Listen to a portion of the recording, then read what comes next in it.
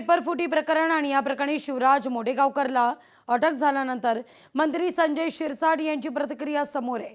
Class संचालकांकडून मोठी जाहिरातबाजी केली जाते, गावोगावी बॅनर दिसतात। सामान्य शिक्षकाकडे जाहिरातींकरता इतका पैसा येतो कुठून, हा सवाल शिरसाट उपस्थित करतायत।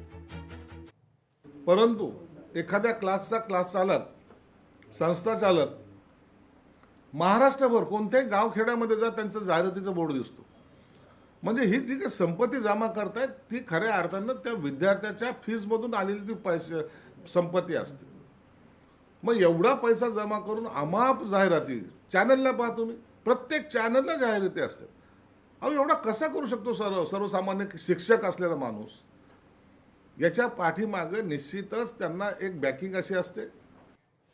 नीट पेपरफुटी प्रकरण या प्रकरणी मॉडर्न कॉलेजचा मोठा निर्णय। सीबीआयच्या अटकेत असणाऱ्या प्राध्यापिका मनीषा मांढरेंवर निलंबनाची कारवाई आहे।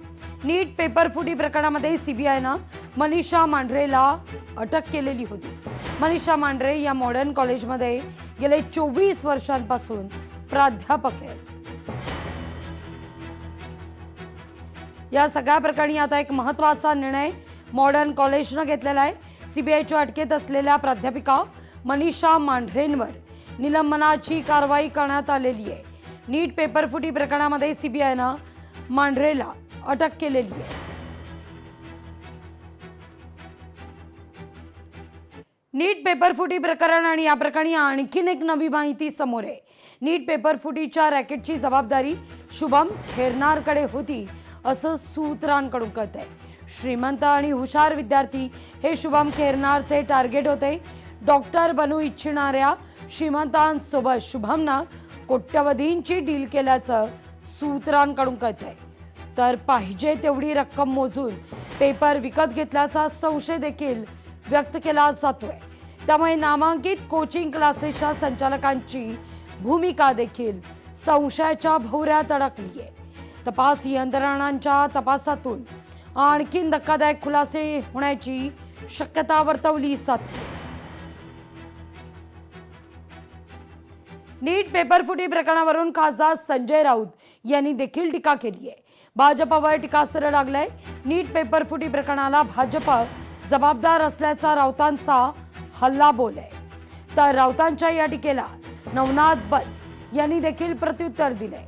नीट पेपरफुटी प्रकरणी भाजपचा संबंध नाही असं नवनाथ बन म्हणतायत। नीटच्या जाळी जी निर्माण झाली आहेत, नेट आणि नीट हे सगळे भाजपचे लोक आहेत, हे उघड होईल। अटक केलेल्या प्रत्येक माणसाचा भाजपशीच संबंध आहे। त्याशिवाय इतकं मोठं षडयंत्र आणि इतकी मोठी चोरी होऊ शकत नाही। सगळ्या शैक्षणिक संस्था या देशातल्या या सध्या भाजपच्या ताब्यात आहेत। UPSC असेल, नीट असेल, CET असेल, विद्यापीठे असतील, तिकडे भारतीय जनता पक्षाचीच माणसं आहेत। त्याच्यामुळे नीटचे पेपर जे फुटले त्याला भारतीय जनता पक्ष जबाबदार आहे। नीट पेपर फुटी प्रकरणी भारतीय जनता पार्टीचा काहीही संबंध नाही। या प्रकरणामध्ये जो कोणी दोषी असतील त्यांना बेड्या ठोकण्याचं काम यंत्रणेच्या मार्फत केलं जातंय। संजय राऊत, तुम्ही एक लक्षात ठेवलं पाहिजे की ज्या पद्धतीनं ही पेपरफुटी झाली, परीक्षा रद्द करण्यात आली, त्यानंतर प्रत्येकाला अटक करून त्यांच्यावर कारवाई करण्याचं काम सुरू आहे। या प्रकरणामध्ये तुमचेही काही धागेदोरे असतील तर ते देखील तपासले जातील। विनाकारण वडाची साल पिंपळाला जोडण्याचा प्रयत्न संजय राऊत यांच्या मार्फत केला जातो। लोकशाही मराठी ऐका, पहा, जागरूक रहा।